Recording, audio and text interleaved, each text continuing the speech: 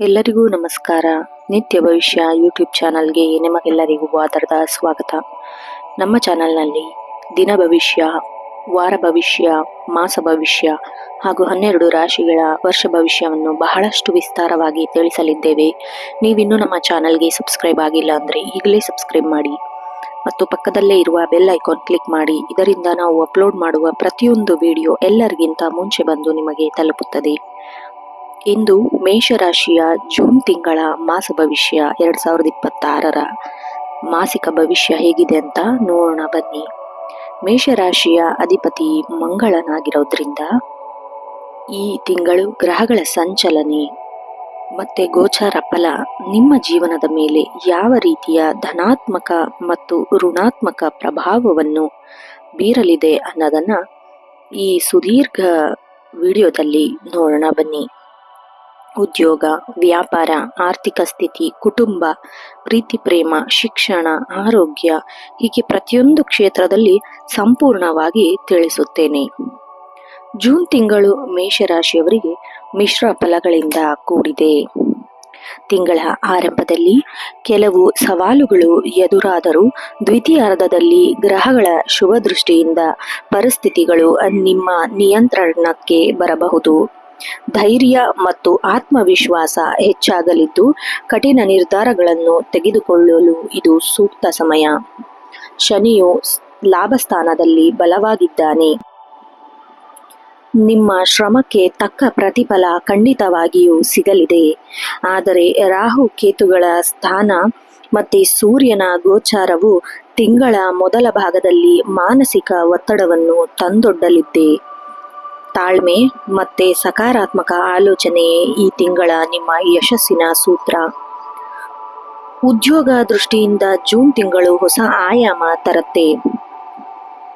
ಖಾಸಗಿ ಮತ್ತೆ ಸರ್ಕಾರಿ ಕೆಲಸದಲ್ಲಿ ನೀವು ನೋಡೋದಾದ್ರೆ ತಿಂಗಳ ಮೊದಲ ವಾರ ವೃತ್ತಿ ರಂಗದಲ್ಲಿ ಕೆಲಸದ ಒತ್ತಡ ಹೆಚ್ಚಾಗಿರಬಹುದು. ಸಹೋದ್ಯೋಗಿಗಳಿಂದ ಅಥವಾ ಮೇಲಧಿಕಾರಿಗಳಿಂದ ಸಣ್ಣ ಪುಟ್ಟ ಭಿನ್ನಾಭಿಪ್ರಾಯಗಳು ಮೂಡುವ ಸಾಧ್ಯತೆ ಇರುತ್ತೆ. ನಿಮ್ಮ ಮಾತಿನ ಮೇಲೆ ನಿಗಾ ಇರುವುದು ಬಹಳ ಅಗತ್ಯ. ಇನ್ನು ದ್ವಿತೀಯಾರ್ಧದಲ್ಲಿ ಜೂನ್ 15ರ ನಂತರ ಸೂರ್ಯನ ರಾಶಿ ಪರಿವರ್ತನೆಯಾಗಿರೋದ್ರಿಂದ ನಿಮ್ಮ ಕಚೇರಿಯಲ್ಲಿ ಪರಿಸ್ಥಿತಿ ಸುಧಾರಿಸಲಿದೆ. ನಿಮ್ಮ ಕಠಿಣ ಪರಿಶ್ರಮಕ್ಕೆ ಮನ್ನಣೆ ದೊರೆಯಲಿದ್ದು ಬಾಸ್ ಅಥವಾ ಉನ್ನತ ವ್ಯಕ್ತಿಗಳಿಂದ ಪ್ರಶಂಸೆ ವ್ಯಕ್ತವಾಗಲಿದೆ. ಇನ್ನು ಬಹಳ ದಿನಗಳಿಂದ ಪ್ರಮೋಷನ್ ಅಥವಾ ಅಪೇಕ್ಷೆ ಪಟ್ಟ ಸ್ಥಳಕ್ಕೆ ವರ್ಗಾವಣೆಗೆ ಕಾಯ್ತಾ ಇದ್ರೆ ಈ ತಿಂಗಳು ಕೊನೆಯ ವಾರದಲ್ಲಿ ನಿಮಗೆ ಶುಭ ಸಮಾಚಾರ ಸಿಗೋ ಸಾಧ್ಯತೆ ಬಹಳಷ್ಟು ದಟ್ಟವಾಗಿದೆ. ಇನ್ನು ಹೊಸ ಉದ್ಯೋಗ ಹುಡುಕಾಟ ಮಾಡೋರಿಗೆ, ನಿರುದ್ಯೋಗಿಗಳಿಗೆ ಉತ್ತಮ ಕಂಪನಿಗಳಿಂದ ಆಫರ್ ಲೆಟರ್ ಕೂಡ ನೀವು ಎಕ್ಸ್ಪೆಕ್ಟ್ ಮಾಡಬಹುದು. ಇನ್ನು ಯಾರೊಂದಿಗೂ ವಾದ ವಿವಾದಕ್ಕೆ ಇಳಿಯಕ್ಕೆ ಹೋಗಬೇಡಿ. ರಾಜಕೀಯದಿಂದ ದೂರ ಇರಬೇಕು. ಕಚೇರಿಯಲ್ಲಿ ನಿಮ್ಮ ಕೆಲಸದ ಕಡೆಗೆ ಮಾತ್ರ ಗಮನ ಹರಿಸಿ.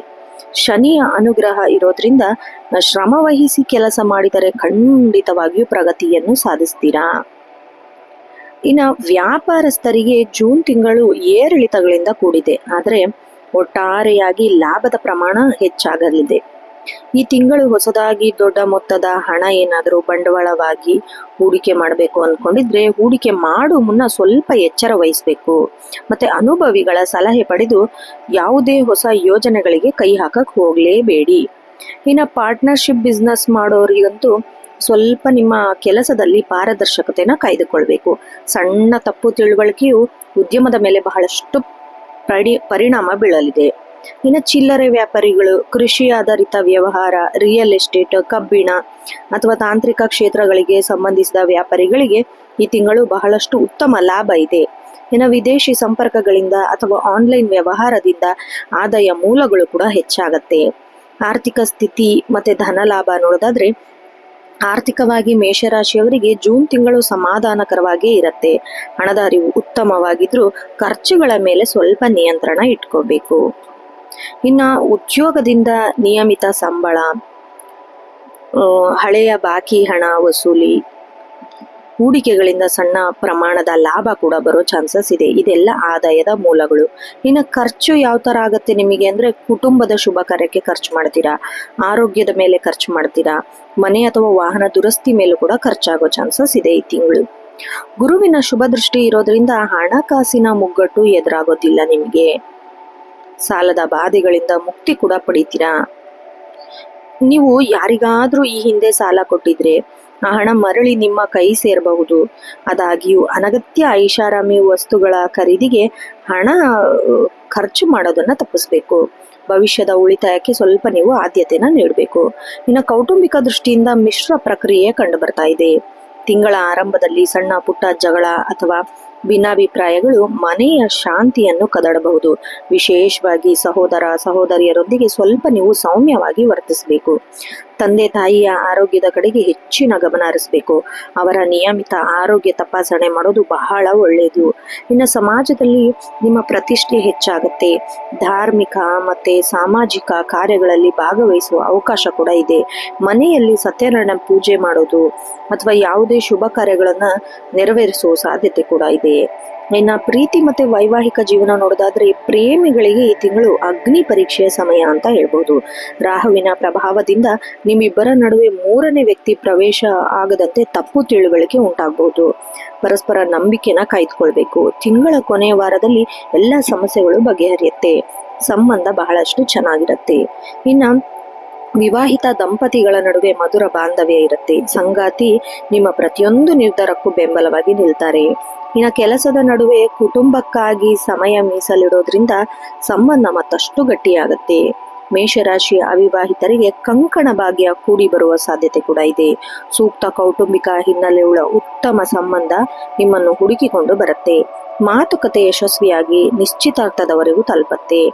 ಇನ್ನು ವಿದ್ಯಾರ್ಥಿಗಳಿಗೆ ಜೂನ್ ತಿಂಗಳು ಸ್ವಲ್ಪ ಕಠಿಣ ಪರಿಶ್ರಮ ಇಡಬೇಕಾಗತ್ತೆ. ತಿಂಗಳ ಆರಂಭದಲ್ಲಿ ಸಾಮಾಜಿಕ ಜಾಲತಾಣಗಳು ಅಥವಾ ಸ್ನೇಹಿತರ ಸಹವಾಸದಿಂದ ಓದಿನ ಕಡೆ ಗಮನ ಕಡಿಮೆ ಆಗುತ್ತೆ.